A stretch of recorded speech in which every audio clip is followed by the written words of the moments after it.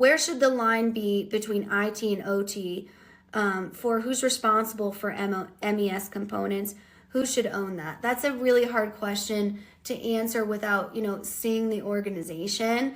But I think I am of the thought process that IT should own all of the functionality of all the technology, right? People will come back and be like, well, what about the business? Well, what about this?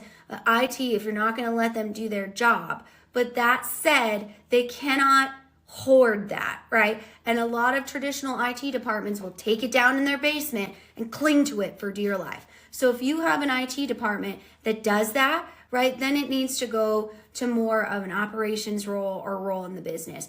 I think you can fix that, right? We go in and fix a lot of IT departments that, buy all the software and all of a sudden they're like, we don't know how to do any of the IT components of this type of new, and that's fine, right? You can fix that, but I think that really depends on the business, and it takes a very reflective leader to be like, okay, can our IT team handle this and be a partner to the business?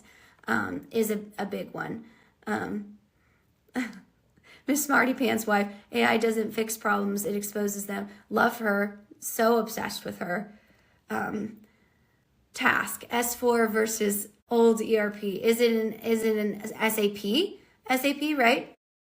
Is it an SAP ERP, right? I think that would be a big consideration in that conversation. So if it's not an SAP product, then we're learning a whole different language, right? And that's a big, I'm trying to plug. Deloitte is my hero company. Good for them. Mass extraction. Oh my gosh. Let's see. If you don't change how data is created, isn't data cleanup just a temporary fix? For sure, right? If we're not looking at those behaviors, and that's why it takes a year. That's why I'm saying a year to do this, because 20% is cleanup, right? The rest of the 80% is fixing how the organization and process operates in getting to that data. How do you ensure that it's all correct? Because we could spend millions and millions making sure our data is fixed, and then all of a sudden just go right back to the starting line. I love terminal look for end users, give them a green screen. We talk to many businesses, especially the AI crazy ones. They're like, yeah, we want AI agents all over the place. It's like, sir, you have a 30-year-old green screen. So we've got some work to do before we get there. Love the energy, right? Let's see. I'll send you a LinkedIn request. Would love that. Oh, and by the way, I'm so bad at this. We go live on LinkedIn after this.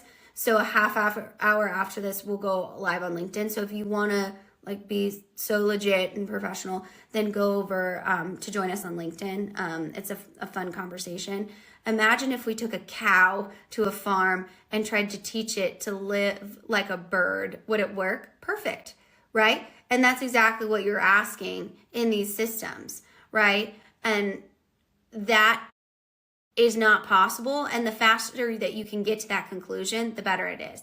I love when IT holds a company hostage, a real joy, right? And some IT departments do this. We're, working through this with a client right now where IT's starting to come to the table. We have to remember, these VPs of business system, they've been in that IT team for 30 years. This is the only way they know how to do things. So they either change and get with the program because now they're in a leadership level and have that trickle down, or, right, they do that, but they, don't. And the systems now need to live with the business because IT can only answer tickets and fix computers. And that, unfortunately, is a real reality. It doesn't have to be, right? Because these are some of the most talented, skilled people you have in IT, and you're only using them for, a minuscule piece of your business.